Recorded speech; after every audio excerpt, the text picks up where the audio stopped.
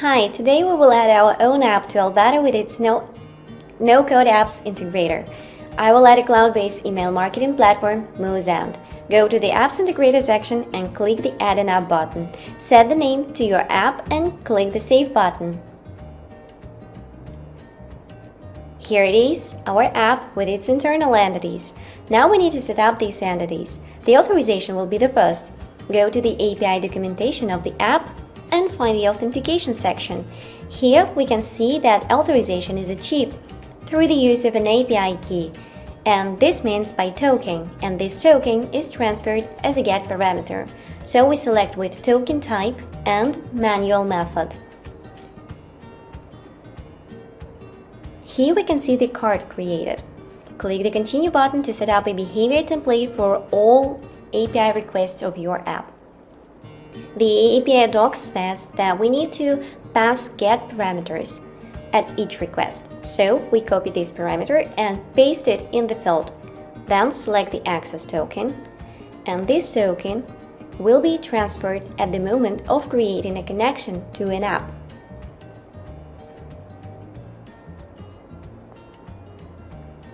Now we need to set up the request methods. Go to the API docs and find the section Subscribers, Add or Update Subscribers. Let's say we need to add subscribers to a mailing list indicating name and email. Go to the Action section, click the Add an Action button and set the name for your app and click the Save button.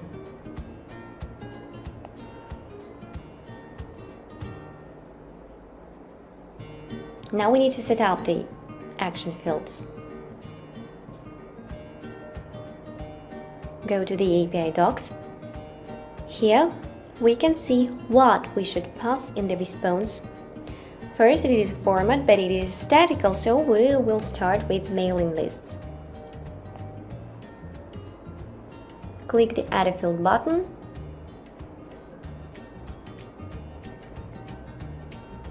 Set the code.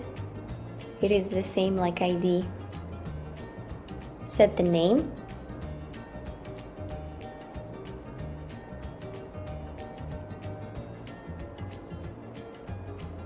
String, specify and required or optional.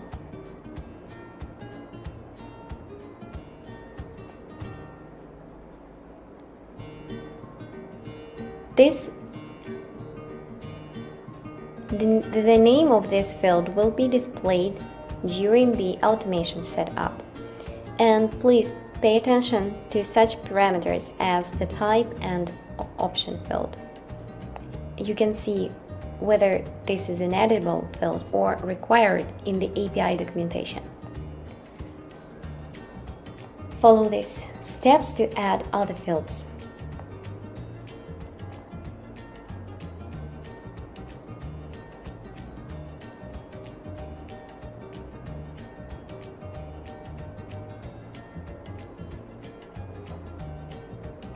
As you can see, this field has a true or false option.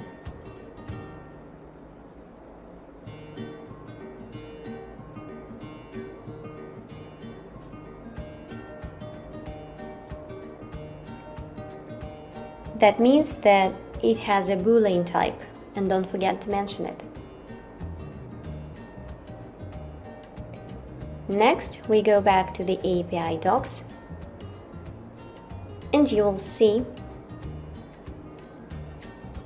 that mailing list ID is IDs of the lists that need to be passed. So, to avoid manual entering of these IDs every time we set up an automation, we should create a dynamic list. And this list will load all lists automatically.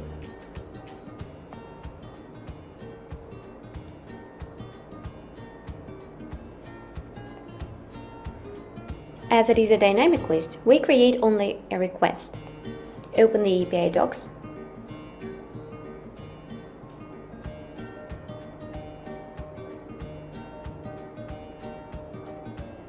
Find the request URL copy it and paste in the URL field. Specify the JSON format. Remove API key and select false for statistics, as we don't need it. Now specify the method, get method, the format JSON, and choose authorization.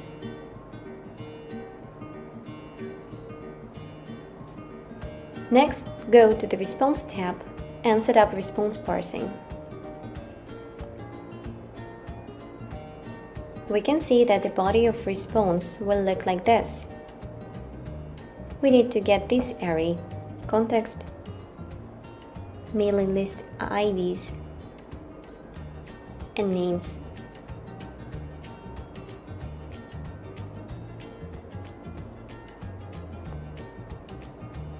Specify the path to the array and add two fields that come in the array.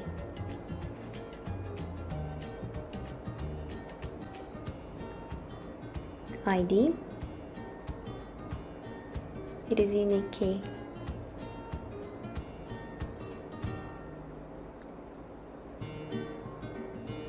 and the name.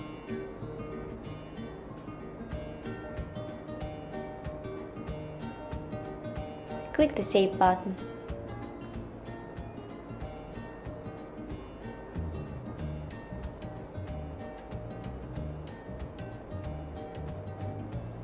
Now go to the Action section, select the mailing list field, and attach this dynamic list to the field.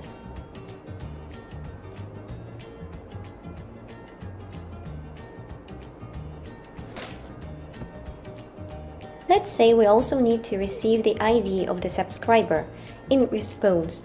To use this ID in further steps of the automation, we should add another field.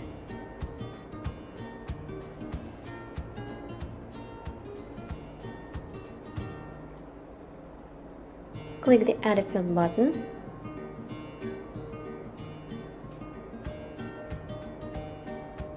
Set the name and remove editable field checkmark. So this field will not be displayed in the automation setup, it will be sent in the response only. Now we go to the request section. Add a request and specify the URL from the docs. Remove static mailing lists, replace it with dynamic.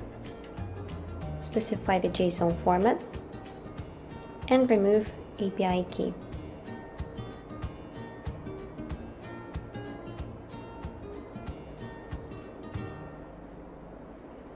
Select the request method, format, and authentication.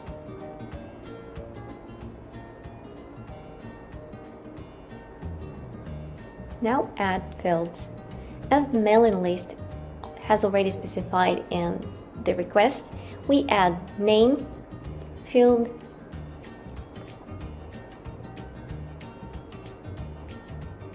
email field,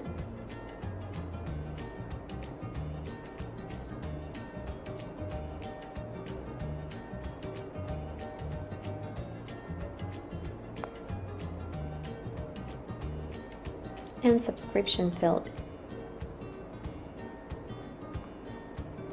As it is a Boolean field, don't forget to mention it.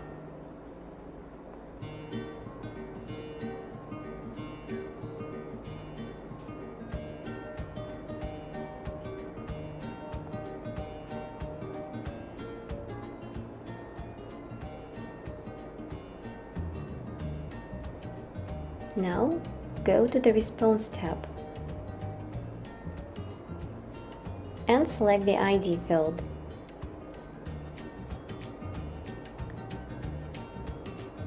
According to the docs, this field comes in the context array.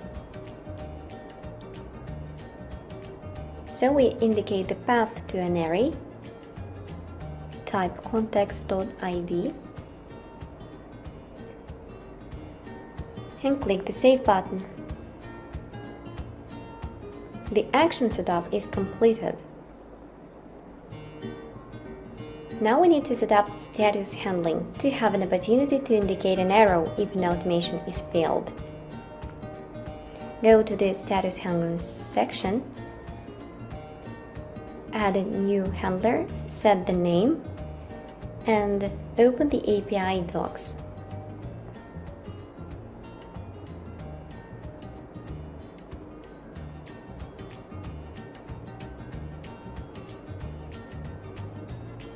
As we can see, the API documentation says that if the code field is 0, it is successful.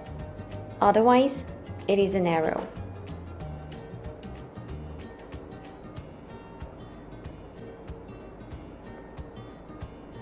We specify the static message, error message, and type the dynamic message that will be substituted from the source app.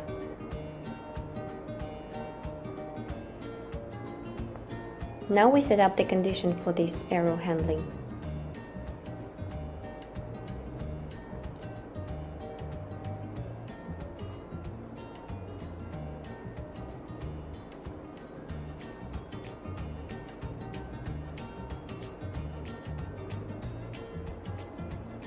If the code field not equal to 0, then it will be a mistake. And click the Save button.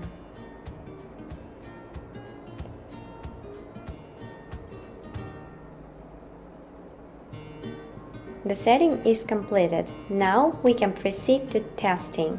Go to the automation section and reload the page.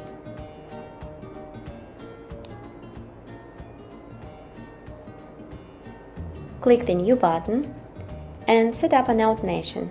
I will choose Google Sheets and a new row as an example. Let's say when I have a new row with an email address in it, I want to add this email to my mailing list in Moosend.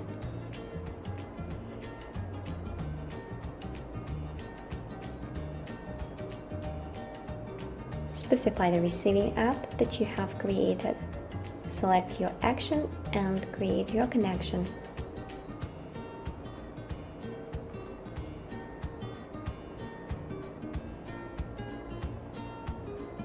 The connection has been created.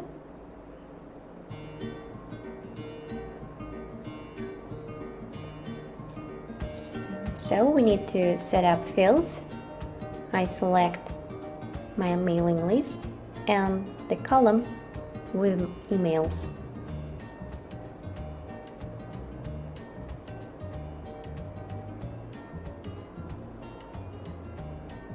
We can start the automation and wait for a while when the trigger occurs. Let's suppose that I have added several emails to my Google Sheets spreadsheets, and here it is. Those emails have been transferred. Let's check in Moosend this mailing list.